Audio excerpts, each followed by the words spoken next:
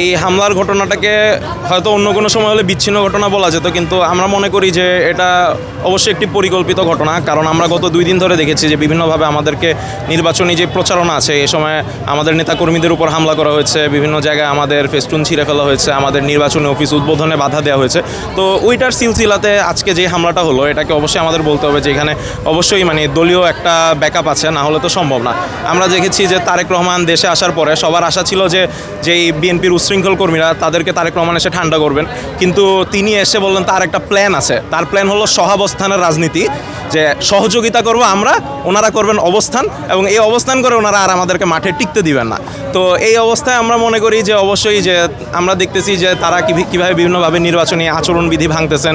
এখানে প্রত্যেকটা নির্বাচনী আসনেই বিএনপির নেতাদের কর্মীদেরকে আমরা দেখতেছি যে নির্বাচনী আচরণবিধি ভাঙতে, কিন্তু শোকজ শুধু হচ্ছে এনসিপির নেতাকর্মীদেরকে করা হচ্ছে, যে যেই একই বিলবোর্ডের জন্য সার্জিস ভাইকে হচ্ছে যেখানে আচরণবিধি ভঙ্গের কারণে শোকজ করা হচ্ছে, ওইখানে হচ্ছে 17 নম্বর ওয়ার্ডে তারেক রহমানেরকে কিন্তু কখনো পিভিসি ব্যানারের জন্য কিছু বলা হচ্ছে না। তো এইসব ক্ষেত্রে আমরা মনে করি যে এখানে নির্বাচনে অবশ্যই লেভেল প্লেয়িং ফিল্ডটা নাই, কারণ এটাই সম্ভবত তার প্ল্যান যে কোনো নির্বাচনী নির্বাচনী লেভেল প্লেয়িং ফিল্ড থাকবে না।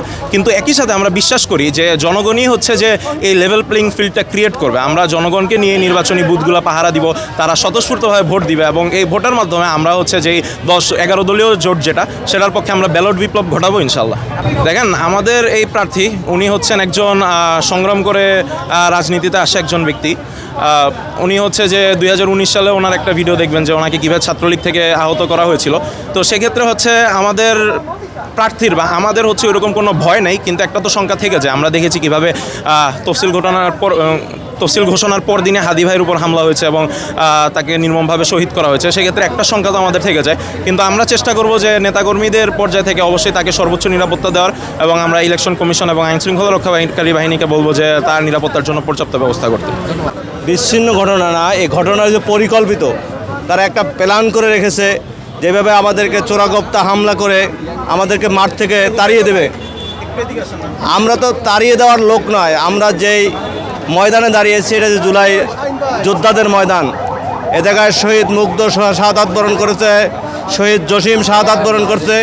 এই শহীদদের ময়দানে আপনারা চোরাগোপ্তা হামলা করে নির্বাচন পণ্ডুল করবেন, আমাদের প্রার্থীতে হামলা করে আমরা নির্বাচন থেকে দূরে সরাবেন, এটা এ জায়গায় নির্বাচন কমিশনের দায় রয়েছে।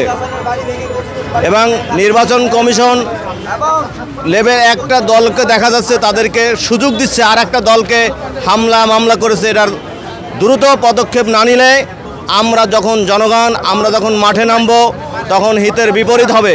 আসলে হামলার ঘটনা বলতে গেলে আসলে একটু পেছনে যেতে হবে। একটু পেছনে গিয়ে আসলে আমরা একটু ভাবতে চাই যে হলো গিয়ে আওয়ামী লীগের আমলে আমরা দেখেছি ভিন্ন মতকে হলো গিয়ে দমন করা হয়েছে, এবং গত 17 বছরে আসলে যে ফ্যাসিবাদ কায়েম হয়েছে এটার বলে যে অন্যতম একটা মূল বীজ ছিল হলো গিয়ে ভিন্ন মতকে দমন করা।